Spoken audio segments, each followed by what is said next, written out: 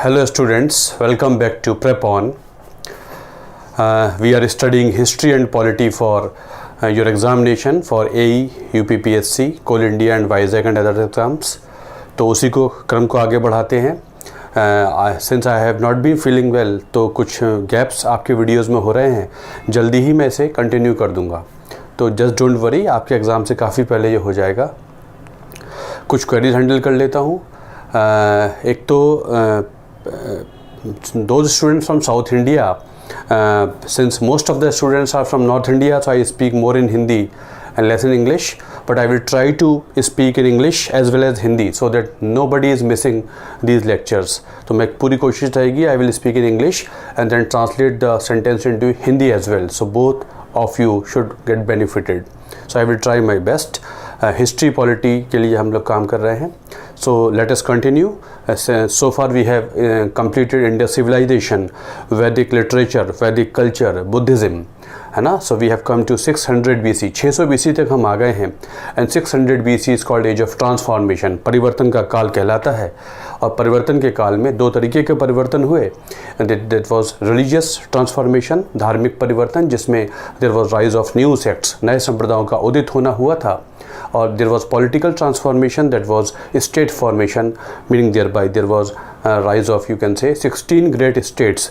16 महाजनपद भी बने थे, मतलब पूरा भारत 16 बड़े राज्यों में बटा हुआ है.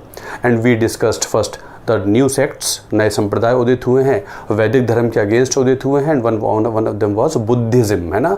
छोटा सा रिविजन करते हैं. So Buddhism was founded by Siddharth Gautam Buddha. Siddharth was born in where? Lumbini, 563 BC, Lumbini in Kapilvastu, to fathers Shuddhodhan and mother Mahamaya. So he was born and just after his birth his mother died. Mahamaya की death हुई थी. So he was brought, उनका पालन पोषण किया प्रजापति गौतमी, उनकी दाई माँ foster mother ने. And finally it is said that he wanted to leave his house even though he was married. उनकी शादी यशोधरा से हुई, उनके बेटे का नाम राहुल था. So he was keeping, he wanted to know the real, you can say, cause of existence. And since he is a prince, वो एक राजकुमार हैं, कल राजा बन जाएंगे. उनके फादर कपिलवस्तु के शाक्यों के राजा थे. शाक्य उनकी ट्राइब थी. किसकी? गौतम बुद्ध की, उनके फादर की. तो वो चूँकि वो प्रिंस हैं, क्यों वो सॉरोफुल रहते हैं जबकि लग्जरी सारी उनके पास हैं, ये सोचते हुए left home on his horse what Kanthaka पे घर छोड़ा था. 29 साल की अवस्था में 6 साल तक इधर उधर भ्रमण करते रहे. इसी दौरान अलार कल्म नाम के टीचर से ही learn meditation. Finally at Bodh Gaya at the age of 35 years under a peepal tree he went into deep meditation. Gaya में 35 साल की अवस्था में उन्होंने डीप मेडिटेशन किया है. कुछ दिन बाद उनको एनलाइटनमेंट हुआ है, मतलब उनको ज्ञान प्राप्त हुआ है. And he became the Buddha. And the Buddha means the one who is enlightened, जिसको ज्ञान प्राप्त हुआ है, मतलब he was in the possession of supreme knowledge. Now he was at Bodh गया, he became what? Buddha. That's why Gaya is called Bodh Gaya and the people tree is called Bodhi वृक्ष. यहाँ से सीधे ही went to Sarnath and in Sarnath he delivered his प्रथम उपदेश, first sermon to 5 disciples. And this event is called turning the wheel of law. धर्म चक्र प्रवर्तन इसको कहा जाता है, मतलब उन्होंने जो पहला उपदेश दिया है वहीं से बुद्धिज़्म की शुरुआत हो जाती है. अपने धर्म का वो प्रचार करते रहेंगे. इसी तरीके से पूरे उत्तर भारत में काफ़ी जगहों पर वो गए हैं और फाइनली उनकी डेथ हो जाती है 483 BC में at Kushinagar. And his death in Buddhism is called Mahaparinirvana, मतलब ही वॉज नो मोर. उनकी डेथ हो जाती है कॉल्ड महापरिनिर्वाण. तो उन्होंने टीचिंग्स क्या दी? टीचिंग्स में उन्होंने कहा देयर आर 4 नोबल ट्रुथ्स, 4 आर्य सत्य होते हैं. First is what? World is full of sorrows. Second he said sorrows are caused by desires. Third he said if desires are controlled then you can become, all sorrows are gone, सारे दुख चले जाएंगे. And to control desires follow my 8-fold path. अष्टांगिका मार्ग उन्होंने बताया है, अष्टांगिका मार्ग फॉलो कीजिए. तो उन्होंने 8-fold पाथ दिया है. And 8-fold path is also called middle path. उन्होंने उसे मध्यम मार्ग कहा है. ना बहुत कठिन है ना ही बहुत आसान है, मध्यम मार्ग ही होना चाहिए. आसान रास्तों पे चलना चाहिए, बहुत कठिन भी ना हो जो बहुत आसान भी ना हो. उन्होंने मध्यम मार्ग दिया है। वैदिक धर्म के अगेंस्ट वो हुआ करते थे, इसलिए उन्होंने कास्ट रिस्ट्रिक्शंस, एनिमल सेक्रीफाइस वगैरह सबको कंडेम किया था, उसे वो मानने को तैयार नहीं थे। अपने धर्म को आगे बढ़ाने के लिए उन्होंने एक संघ बनाया है, एक बौद्ध संघ बनाया है, जिसके प्रथम भिक्षु वो खुद हुआ करते थे। प्रजापति गौतमी उसकी पहली भिक्षुणी हैं, महिला मेंबर हैं। आनंद उनके चीफ डिसाइपल हैं, उनके जो चीफ डिसाइपल प्रिय शिष्य आनंद हुआ करते थे। सो ही फाउंडेड अ बौद्ध Sangh. So just after death of Gautam Buddha, all his disciples or Sangh, they started organizing meetings of the Sangha, and in total there took place how many? 4 Buddhist councils, and the first Buddhist council was held at Rajgir in the death year of Buddha. It was in 483 BC, presided by the monk Mahakasyap. It was called by Ajatashatru ने बुलवाई है प्रथम बौद्ध संगति इन राजगीर, और पहली council में धार्मिक किताबों के बारे में बात हुई है। धर्म को चलाने के लिए सूत्र पिटक एंड विनय पिटक, पाली भाषा में लिखी गई किताबें, पिटक माने होता है बास्केट, तो सूत्र पिटक और Vinaya Pitaka the first 2 holy books were compiled in the first Buddhist council held at Rajgir, presided by Mahakashyap, called by Ajatashatru. After 100 years in 383 BC, Vaishali में होती है द्वितीय बौद्ध संगति, second Buddhist council, chaired by a monk Sabha Kami, called by Kal Ashok, the king of Magad. In this council there took place ideological divide, वैचारिक मतभेद होते जा रहे थे, उसको सॉल्व करने के लिए बुलाई गई है council, and there came into being 2 sects, or you can say 2 ideologies. One is Theravadi, another was Mahasanghik. Thera माने पाली में होता है बुद्ध, और तो जो बुद्ध के फॉलोअर्स थे, मतलब बुद्ध की टीचिंग्स को एज इट इज़ मानेंगे, वो थेरावादी थे, और नया ग्रुप कहलाया था महासंघिक। थर्ड काउंसिल होती है कहाँ? पाटलिपुत्र में, अशोक ने करवाई है।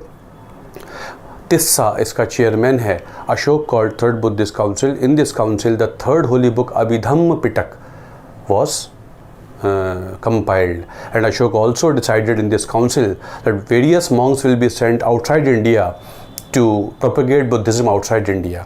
तो भारत के बाहर बुद्धिज्म भेजने वाला पहला राजा was Ashok. It was because of efforts of Ashok Buddhism became an international religion. He was the first king who sent various Buddhist monks outside India, and he decided so in the third Buddhist council. And the fourth council took place in the 1st century AD in Kashmir, somewhere in Kashmir, presided by Vasumitra. Vasumitra ने इसका अध्यक्षता की है, called by Kushan dynasty का राजा Kanishka I. In this council there took place proper division in the Buddhist Sangh, and there came into being 2 Buddhism, Hinayana and Mahayana. नया Buddhism आ गया था। महायान किसके समय? कनिष्क के समय। तो टोटल में 4 काउंसिल्स होती हैं बुद्धिज्म की, लाइक दिस। अब इनके रिलीजियस लिटरेचर क्या कहलाता है? The religious literature of Buddhism is called Tripitaka. 3 किताबें हैं। सूत्र पिटक कंटेन्स टीचिंग्स ऑफ बुद्ध के उपदेशों का संग्रह इज कॉल्ड सूत्र पिटक, and it also contains a small attachment, you can say, also it contains stories called जातक कथाएं, जातक stories contains what? Moral lessons, नैतिक शिक्षाओं का संग्रह है। 550 previous birth stories of Gautam Buddha are called जातक कथाएं, मतलब उनके जो 550 जन्म दिखाए गए हैं, और हर कहानी से एक मानव जाति को शिक्षा प्राप्त होती है। तो Jataka stories are originally were in Pali and are a small part of what? Sutra Pitaka. Vinaya Pitaka second book. Vinaya Pitaka is what? Rules and regulations for monks in Sangha, Sangha की नियमावली है, संघ कैसे चलेगा। And the third was Abhidhamma Pitaka, that was what? It contains the philosophy of Buddhism compiled in the time of Ashok. These 3 books together are called what? 3 Pitaka, 3 baskets. ये उनका core literature है Buddhism का। इनके सेक्ट्स हुए, 3 संप्रदाय हुए, तो उनमें मेन 2 हुए, हीनयान एंड महायान। हीन माने छोटा, यान माने vehicle, laser vehicle, small vehicle, and Mahayana is greater vehicle. Hinayana वो थे जो ओल्ड बुद्धिज्म फॉलो करते थे, मतलब वो कहते थे बुद्ध की पूजा तो होगी बट उनके चिन्हों द्वारा होगी, मूर्ति पूजा नहीं होगी। तो जो सिंबल वर्शिप करते थे दैट वर कॉल्ड हीनयान। उनके अगेंस्ट महायान थे, वो कहते थे दे वर ग्रेटर यान, बड़ा yana, that they used to worship Buddha in the form of an idol, मूर्ति पूजा करते थे, दैट इज महायान। आगे चल के 8th-9th सेंचुरी AD में बंगाल में एक वज्रयान बुद्धिज्म शुरू हुआ, तांत्रिक फॉर्म ऑफ बुद्धिज्म। पाल राजाओं के संरक्षण में Dharmapal and Devpal. Dharmapal patronized a new form of Buddhism called Vajrayan Buddhism, which arose in Bengal in the time of Pal, kings of Pal dynasty, and this tantric form of Buddhism is called Vajrayan, and This Dharamapal, he also founded a university called Vikramshila University. Vikramshila University, it was center of Buddhism or Vajrayana Buddhism. So 3 schools are there: Hinayan, Mahayana, and also a Vajrayana, and many more schools are there. We also discussed about the 3, you can say, 3 terms of art and architecture of Buddhism. Chaitya is Buddhist temple, जहाँ बुद्ध पूजा अर्चना करते थे, Buddha followers उसे चैत्य कहते थे. विहार is what, जहाँ Buddha Monks रहते हैं, निवास करते हैं, उसे विहार कहते हैं. और स्तूप एक सेमी डोमिकल स्ट्रक्चर है, अर्ध गोलाकार स्ट्रक्चर जिसके चारों तरफ चक्कर काटते हैं, तो उनकी पूजा अर्चना होती है. तो Ajanta Ellora is the cluster of chaitya and vihara. Sanchi stupa in MP is the greatest stupa constructed, Ashoka ने बनवाया है. Like this. तो ये 3 टर्म्स पूछ ली जाती हैं. अगेन आई रिपीट, जितना मेरा लेक्चर का डिज़ाइन है वो आपके एग्ज़ाम्स में आने वाले क्वेश्चंस के अनुसार है. तो जस्ट डोंट वरी, आपका जो UPPSC का इम्तहान है बहुत आसान है, बहुत छोटे छोटे क्वेश्चंस आएंगे. स्टिल सभी एग्ज़ाम्स जितने भी आप देते हैं उनके हिसाब से लेक्चर्स की डिज़ाइन है. सो इसी को आगे बढ़ाते हैं. बुद्धिज़्म हमने कर लिया. अब अगला सेक्ट जो 600 BC का था, that was Jainism. Let us see Jainism. So we are discussing 600 BC, age of transformation. Age of transformation. And we have discussed Buddhism and now Jainism. Jainism. Similar है एकदम. Life. He was Vardhaman. Born to 540 BC, he was born to father Siddharth and mother Trishla in Kundgram near Vaishali. ये छोटे छोटे facts हैं, याद कर लीजिए. 540 BC में he was born who Varthaman to father Siddharth and mother Trishla. Father was chief of, उनके पिता ज्ञात्रिक ट्राइब के राजा हुआ करते थे. मतलब he also belong to royal family as Gautam Buddha belong to Shakyas of Kapilavastu. He belong to Jnatrika tribe of Kundagram. They used to rule over Kundagram, that is Vaishali. North Bihar में वैशाली में ये रूल करते थे. उसके प्रिंस हुआ करते थे. Everything is similar. Vardhaman left home at the age of 30 years, and after 12 years, like Gautam Buddha, he also wanted to know the cause of existence. So he, after 12 years, he also left home, and after at the age of 30, and after wandering 12 years, इधर उधर भ्रमण करते रहे. Finally, at the age of 42 years, at जिरिम ग्राम, कोई जगह बताई जाती है, कहाँ, वैशाली में कहीं थी, आइडेंटिफाई नहीं हो पाती है. अंडर ए साल वृक्ष, ही went into deep meditation. Under a साल वृक्ष, ही went into deep meditation, and after few days he also attained the state of enlightenment, and he attained Kaivalya. State of Kaivalya मतलब जैनिज्म में एनलाइटनमेंट को कहा जाता है केवल ज्ञान की प्राप्ति होना, कैवल्य की प्राप्ति होना. कैवल्य प्राप्त हुआ है मतलब उनको कैवल्य प्राप्त हुआ है. सिंस मतलब एनलाइटनमेंट हुआ है, उनको भी ज्ञान की प्राप्ति हुई है. और जिसको कैवल्य प्राप्त हुआ उसे कहा जाता है kaolin. Hence he is also called Kevlin. So in Jainism, Kevlin means what? The enlightened one who attained Kaivalya. Kaivalya means supreme knowledge or perfect knowledge. In typical Jainism, this is called perfect knowledge. परम ज्ञान प्राप्त हुआ है. Perfect knowledge, that is enlightenment. So he attained a state of enlightenment where? At Jrimpigram, somewhere in Vaishali, under which tree? Under Sal Vaksh. He went into deep meditation and attained Kaivalya. And one who attained Kaivalya is also called Kevlin. मतलब उनको परम ज्ञान, perfect knowledge प्राप्त हुई है. And since he attained Kaivalya or perfect knowledge, hence also called, इसलिए उनको कहा जाता है जिना, that is conqueror. One who conquered his senses is called jinn. One who conquered his senses is called jinn. The word jinn means what? Conqueror. अपने इंद्रियों को वश में करने वाले. And the one, those who followed jinn, those who showed faith in jinn are called jain. जिन में आस्था रखने वाले कहलाए जैन. तो जिन शब्द का मतलब होता है कॉन्करर ऑफ सेंसेस और कॉन्करर ऑफ सेंसेस. इसलिए क्योंकि he could conquer his senses, hence he attained Kaivalya. And people started calling him Mahavir as well. उनको ग्रेट हीरो महावीर भी कहने लगे. Let us follow his path. He has done a great task. उन्होंने बहुत बड़ा task achieve किया है. So he also called Jina, Kevalin और महावीर भी कहा जाता है. तो he attend state of enlightenment. ये उनके लाइफ के बारे में कुछ छोटे छोटे पॉइंट थे. Now teachings, main teachings of Jainism. Teachings क्या थी? तो टीचिंग उनकी मेन कहलाती है 5 principles. 5 principles, panch mahavrat, also called पंच महाव्रत. उनकी टीचिंग्स को पंच महाव्रत, 5 प्रिंसिपल्स कहा जाता है. जैसे 4 नोबल ट्रुथ्स, 4 ट्रुथ किसमें है? बुद्धिज्म में. यहाँ है 5 principles, panch mahavrat, also called. इन पंच महाव्रतों को अणुव्रत भी बोला जाता है. They are also called Anuvrat.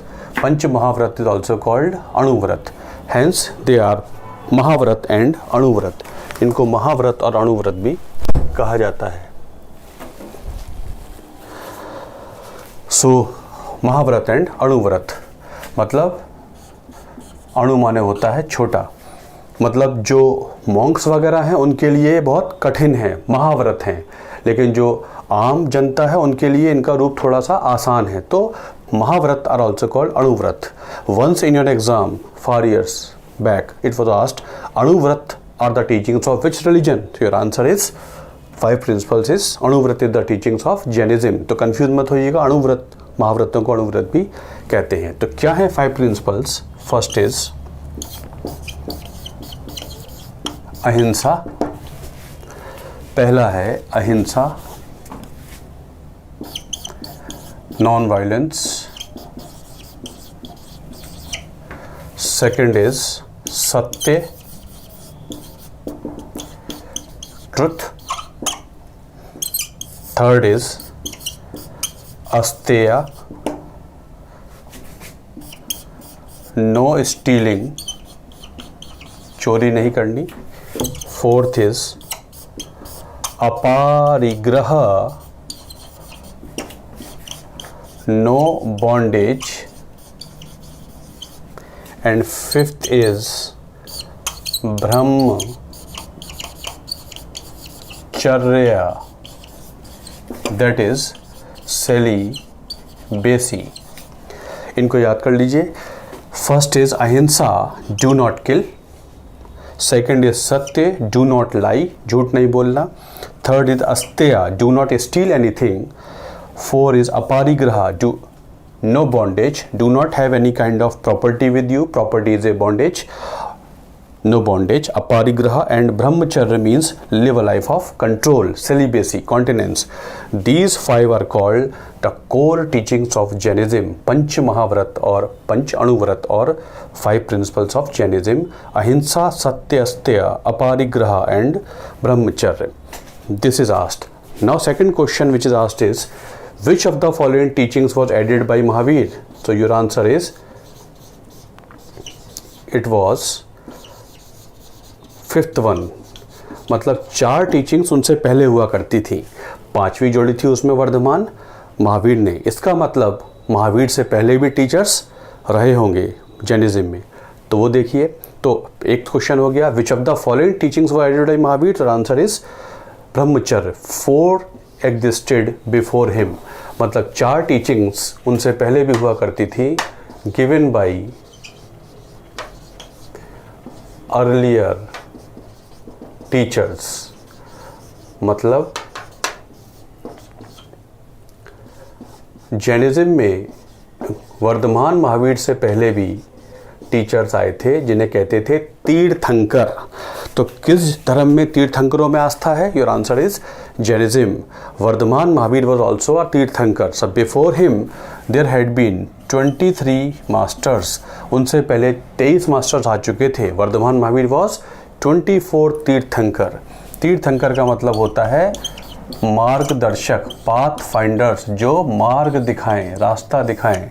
So in Jainism there is a belief that there had been 24 tirthankars so far. 24 masters आ चुके हैं।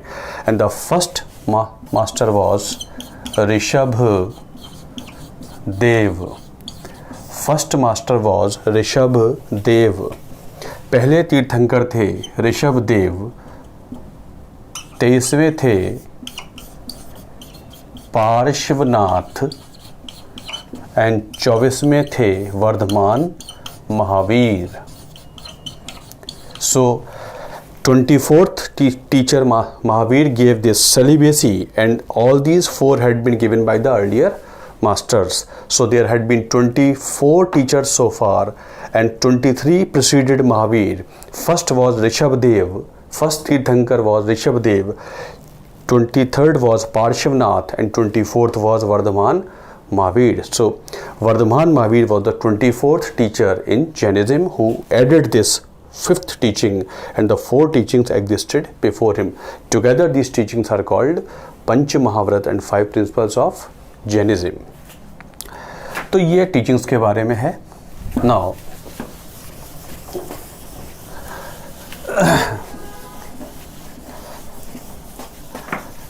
जैनिज्म में भी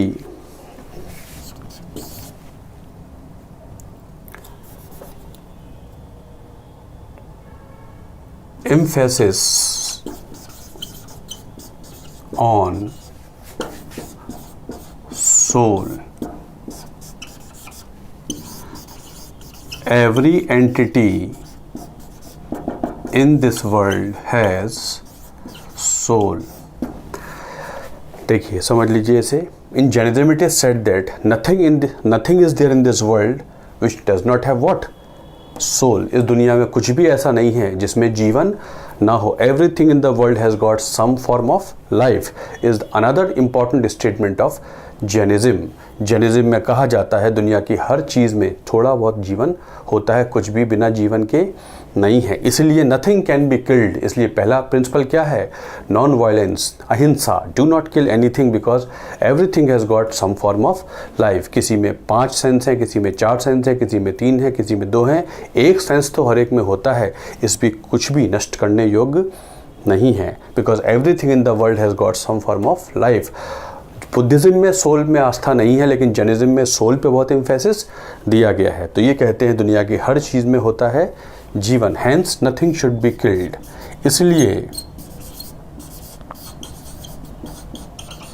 आपके एग्ज़ाम में क्वेश्चन आया, पीएसयू एग्ज़ाम में, in which religion there is a saying called live and let live. जियो और जीने दो किस धर्म की टीचिंग से फ्लो करता है directly? Your answer is Jainism. Jainism में कहा जाता है since everything has got some form of life you should not kill anything. इसलिए जैनिज्म से निकलता है जियो और जीने दो, लिव एंड लेट लिव, अहिंसा परमो धर्म, है ना। Do not kill anything because everything has got some form of life. तो जैनिज्म में इंपॉर्टेंट स्टेटमेंट है कि हर चीज़ में होता है जीवन। Like Buddhism it was also against Vedic religion. उसके अगेंस्ट हुआ करता था, उसमें आस्था नहीं थी इनकी। कर्म कांड वगैरह हैं, पशु बलि वगैरह है, वैदिक रिस्ट्रिक्शंस वगैरह हैं, इसमें इनका विश्वास नहीं हुआ करता था। तो this was something about Jainism.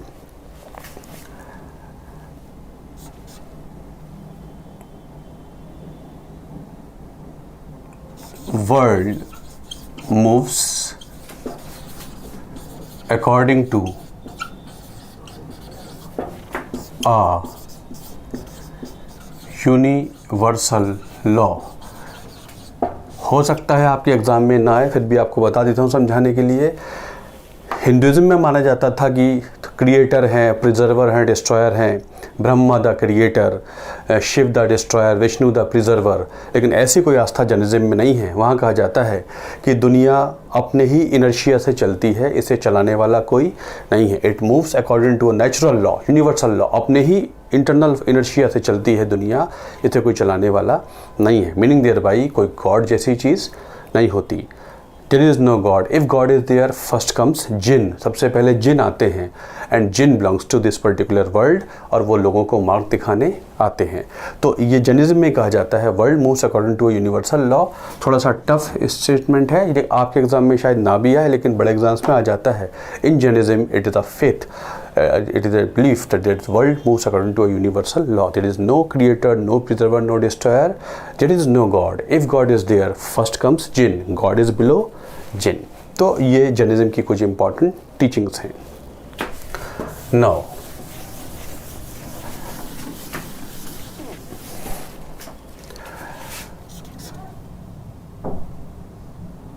जैना काउंसिल्स, जैसे बुद्धिज़्म में काउंसिल्स हुई ऐसे ही जैना काउंसिल्स भी हुई।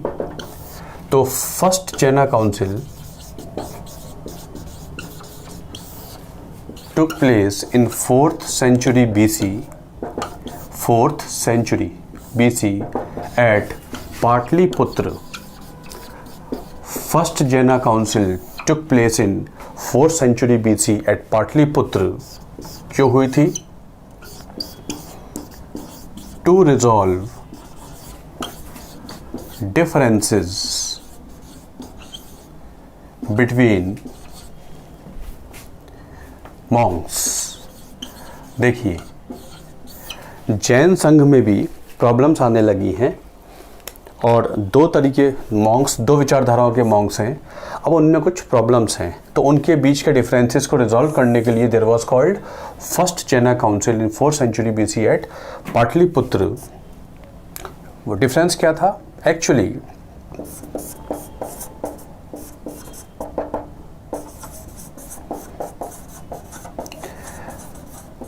there had become two divisions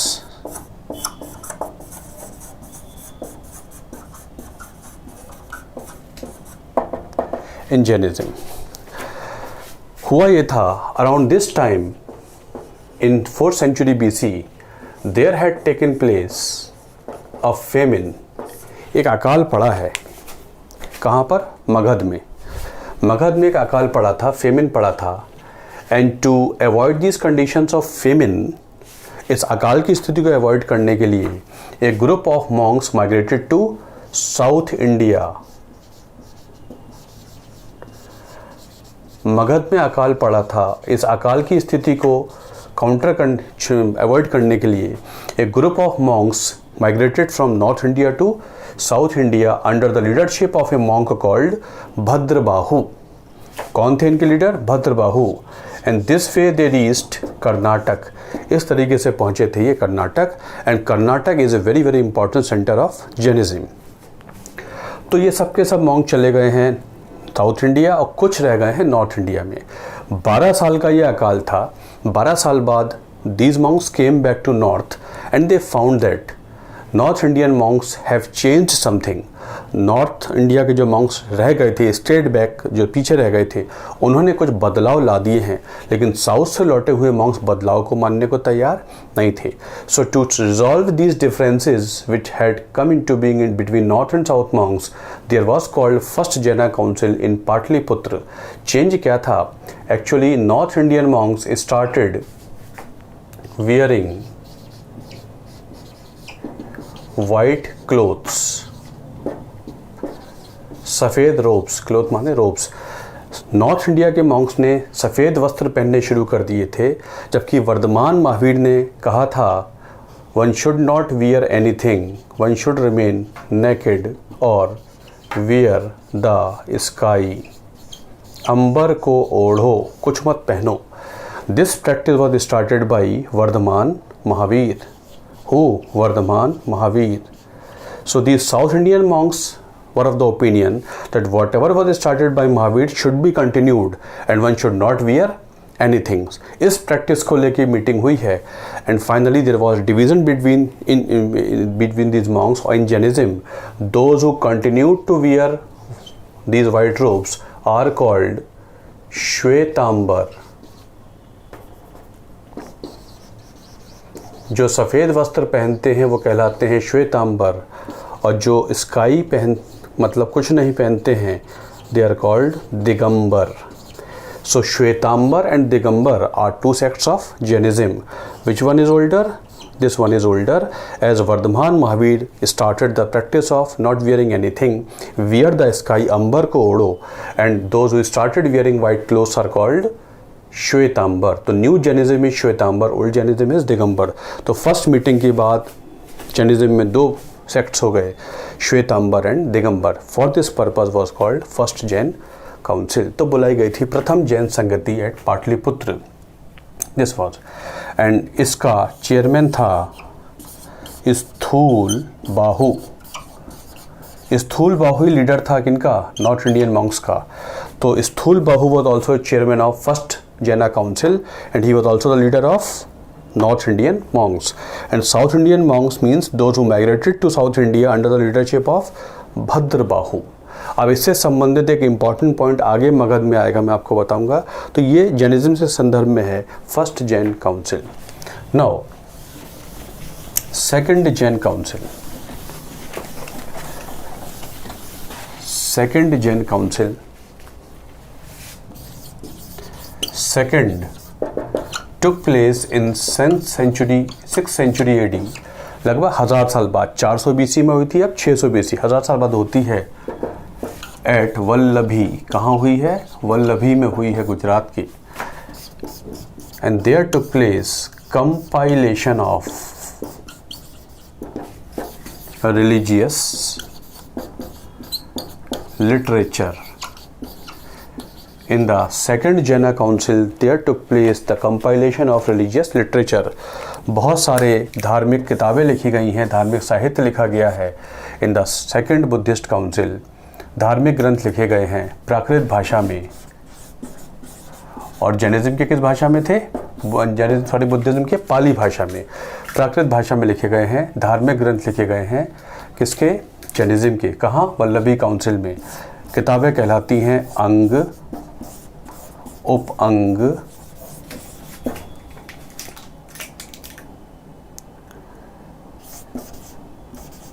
छेद सूत्र, मूल सूत्र, प्रकीर्ण। समझ लीजिए, ये किताबों के संग्रह हैं, ये बुक्स है, उनका नाम कई सारी किताबों का नाम है। तो अंग साहित्य, उपंग साहित्य, छेद Sutra, Mula Sutra, Prakirna are books of which religion? Jainism. In which language? Prakrit. So धार्मिक ग्रंथ कंपाइल हुए हैं किस काउंसिल में? सेकंड जैना काउंसिल इन वल्लभी। सो जैनों का जो धार्मिक ग्रंथ हैं वो कहलाते हैं उपंग। 12 वॉल्यूम उपंग के अंग के हैं, 12 उपंग के हैं, 6 सूत्र हैं, 4 मूल सूत्र हैं, 10 प्रकीर्ण हैं। तो 10 वॉल्यूम या 6 वॉल्यूम, 4 वॉल्यूम। आपको बस ये याद रखना है कि these books are the religious literature of Jainism. तो वल्लभी काउंसिल का संबंध किस रिलीजन से? जैनिज्म से। वहाँ क्या हुआ था? धार्मिक साहित्य कंपाइल हुआ था। The religious literature was compiled in the Vallabhi council held in 6th century AD, later on after Gupta period. So these are two Jaina councils. This is sufficient about Jainism. So we have studied two sects of 6th century BC, Buddhism and Jainism. ये था religious transformation in the age of transformation. इतना समझ में आ गया? अब देखते हैं what was the second form of transformation? That was political transformation, and the political transformation was state formation, and India was under the control of how many?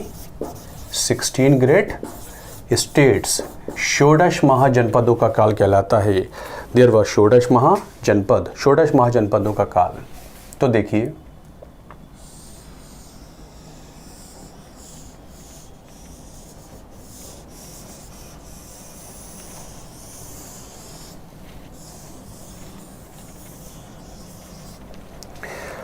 षोडश महाजनपदों का काल है ये।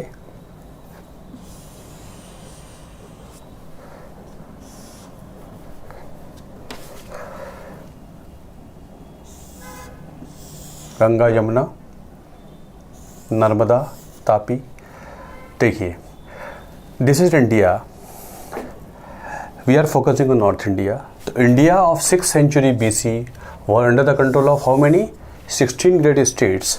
One of them was Magad, South Bihar.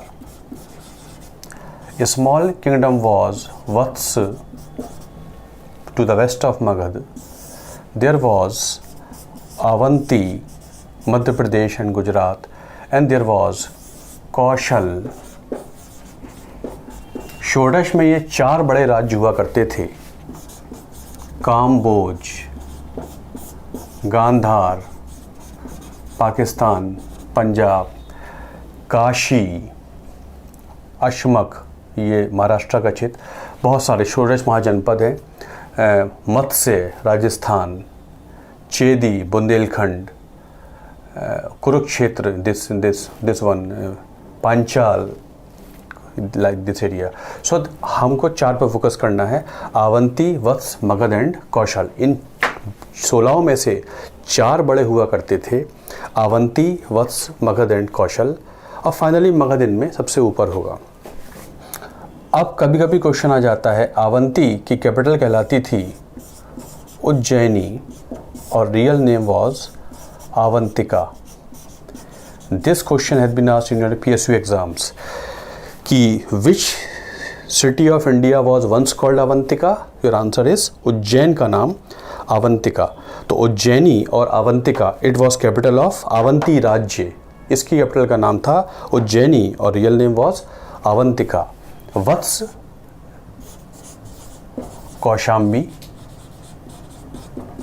Allahabad के पास का area Kaushambi, ये वत्स की कैपिटल हुआ करता था कौशाम्बी। मगध अलग से देखेंगे। एंड कौशल की कैपिटल हुआ करती थी Shravasti, eastern UP and this one, Shravasti. तो श्रावस्ती वॉज कैपिटल ऑफ कौशल राज्य, वत्स की कैपिटल कौशाम्बी, अवंती की कैपिटल उज्जैनी और मगध की Rajgir and Pataliputra. So gradually Magadha captured the whole of India. Gradually Magadha पूरे भारत को कैप्चर कर लेगा। Hence from here begins the rise of Magadha. यहाँ से शुरू होता है मगध का साम्राज्यवाद, कैसे मगध पूरे भारत को कैप्चर करता है। तो ये कभी कभी मैचिंग करा लेते हैं। तो नाउ सी मगध। अब मगध का आप राइज देखिए। तो Magadha empire, Magadha empire.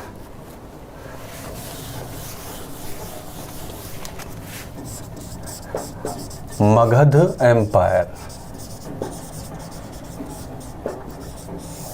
600 BC से लगभग 25 BC तक चलेगा मगध एम्पायर। मगध एम्पायर पर कई सारे वंशों ने रूल किया है, तो एक एक करके ले लेते हैं। So the first dynasty which ruled over Magadh was called Haryanka dynasty. Magadh पे शासन करने वाले पहले शासक कहलाते थे हर्यंक डायनेस्टी, हर्यंक शासक, फाउंडेड बाय बिंबिसार। मगध के शासक सबसे पहले कहलाते थे हर्यंक वंश, और हर्यंकों का फाउंडर था Bimbisar. Bimbisar ruled from Rajgir. Bimbisar rule करता था Rajgir, which was also called Girivraj. Rajgir का पुराना नाम क्या था? ग्रीव्रज। बहुत पहले आपके एग्जाम में क्वेश्चन आया कि कौन सा एंशिएंट इंडिया का पुराना शहर था जो 5 पहाड़ियों से घिरा हुआ था। तो आपका आंसर होगा राजगीर। गिरियों से घिरा हुआ Vraj, surrounded by 5 hills. So the first capital of Magadh was Rajgir and Bimbisara ruled from Rajgir. कभी कभी क्वेश्चन पूछ लेते हैं, which king was ruling when Buddha and Mahavir lived. जब बुद्ध महावीर हुआ करते थे तो राजा कौन था? तो आपका आंसर होगा Bimbisar. Bimbisar was contemporary of Buddha and Mahavir. उनका समकालीन हुआ करता था Bimbisar, the first king of Magadh. तो there was Bimbisar. Bimbisar was followed by अजात शत्रु। बिंबिसार का बेटा था अजात शत्रु। बिंबिसार was followed by अजात शत्रु। अजात शत्रु कैप्चर्ड कौशल। अजात शत्रु ने कौशल कैप्चर किया है। ये मगध की बड़ी शुरुआत हो जाती है। 9 मगध की टेरिटरीज एक्सपेंड कर गई हैं। He captured Kaushal and Magadh expanded.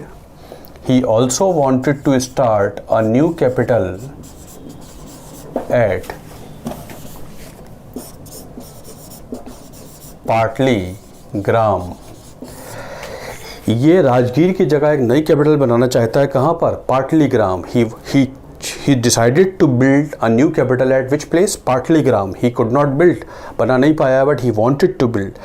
In place of Rajgir, he wanted to start a capital at a village called Patligram. And you should remember, Ajatashatru was also the one who organized first Buddhist council. Ajatashatru organized first Buddhist council where? In Rajgir. So Bimbisar was followed by Ajatashatru, and finally there was a king called Udayan. इसके बाद हर्यंकों में एक राजा होगा Udayan, and it was Udayan who started the city of Pataliputra. Pataliputra का फिर जो founder होगा वो एक और राजा है, इस डायनेस्टी का नाम है Udayan. So the first dynasty which ruled Magadh was called Haryanka, and Haryanka were founded by Bimbisara. कभी कभी फाउंडर पूछ लेते हैं। Bimbisara was followed by Ajatashatru who captured Kaushal and wanted to start a new capital at Patligram and organized first Buddhist council in its capital of Rajgir. Later on in the same dynasty there was a king called Udayan. He actually gave shape to this particular Patligram and there was founded the city of Patligram by Udayan. तो मगध के पहले शासक थे Haryanka dynasty. Now the second rulers of Magad were called Shishunaga. Magadha के दूसरे शासक कहलाते थे Shishunaga, founded by a king called Shishunaga. ये संस्थापक था तो डायनेस्टी का नाम पड़ गया शिशुनाग डायनेस्टी। तो मगध का दूसरे शासक हैं Shishunaga and the king was Shishunaga. Shishunaga captured Avanti. Avanti was a very very big state, मतलब Madhya Pradesh Gujarat. He captured Avanti and this way the North India, Magad, Avanti, Kaushal, this had become Magad Empire. Vats already was captured by Avanti earlier.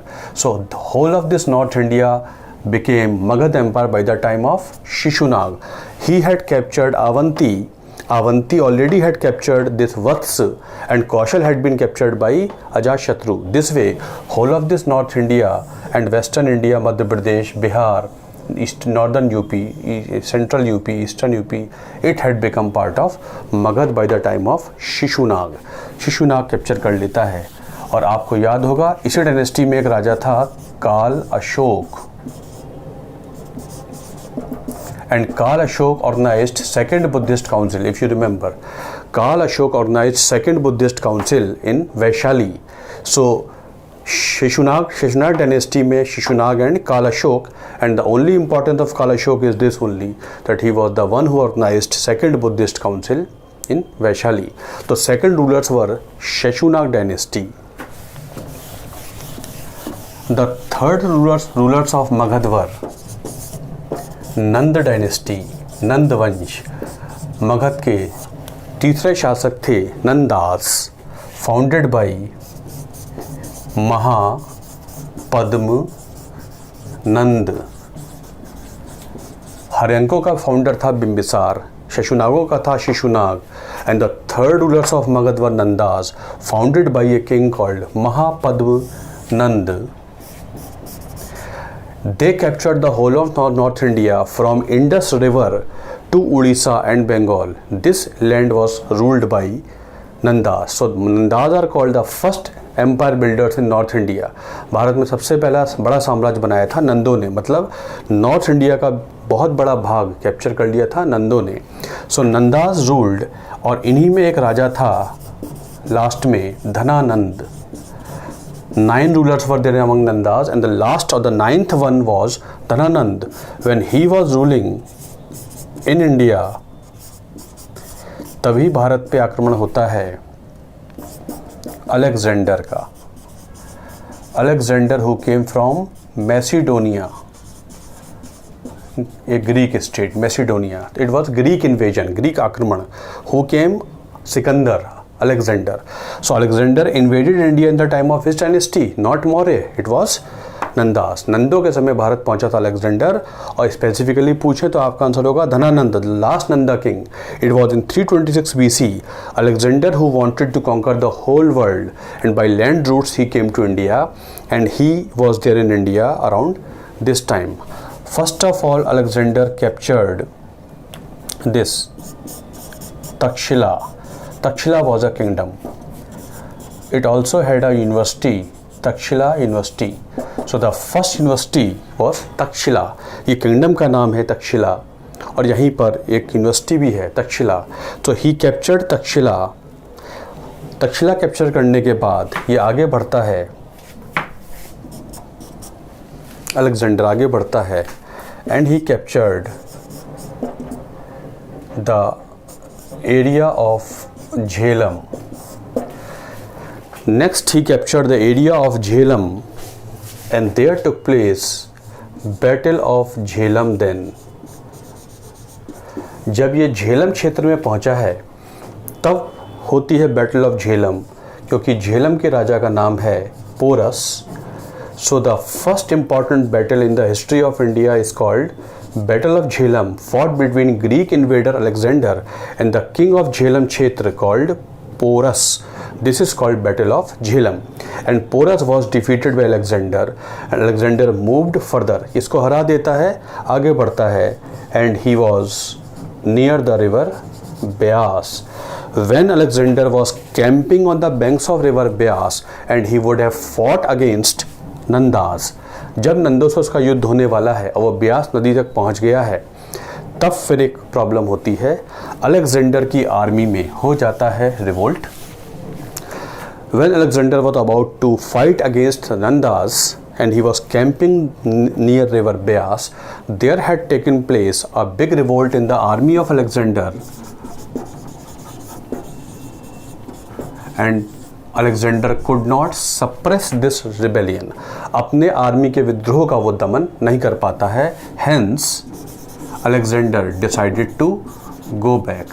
Alexander वापस चला जाता है, मतलब Alexander और नंदों के बीच में कोई लड़ाई नहीं हुई। Alexander had gone back without fighting any battle against Nandas, so he went back.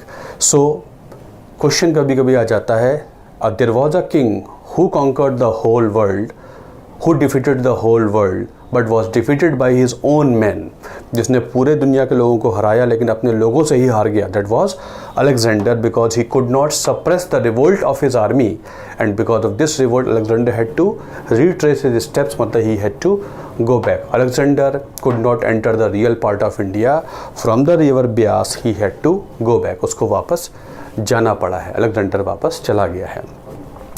Alexander was शिष्य of a Greek philosopher Aristotle.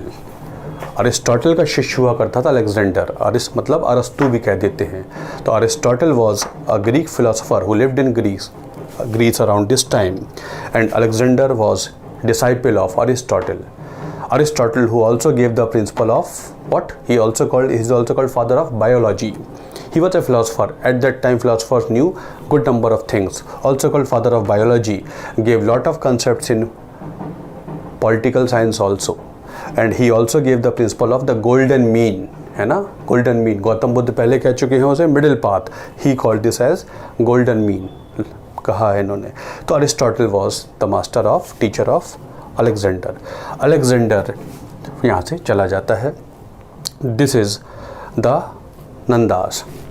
Now नंदों में ही की कोर्ट में हुआ करता है, इन्हीं दिनों होता है एक तक्षशिला का आचार्य कॉल्ड कौटिल्य, और चाणक्य भी कह देते हैं कौटिल्य।